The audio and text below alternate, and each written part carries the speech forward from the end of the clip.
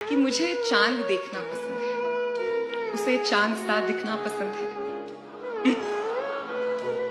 مجھے چاند دیکھنا پسند ہے، اسے چاند سا دکھنا پسند ہے۔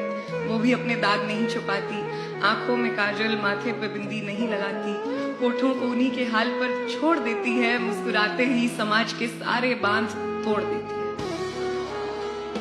اسے کون سکھائے سجنا سورنا، اسے کون سکھائے سجنا سورنا، بدل نہ جائے اس دنیا کا حال ورنہ میں خوش ہوں۔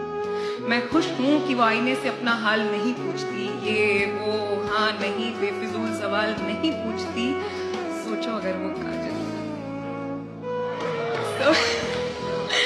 سوچو اگر وہ کاجل لگا لے، ایک دفعہ بس الجھے بال سلجھا لے، یہ زمانہ اپنا رخ نہ بدل دے، ہر کوئی اس کے ساتھ نہ چل دے، یہ ہوائیں رک نہ جائیں اسے دیکھنے کو کہیں، میں نے جب سے دیکھا ہے میں ہوں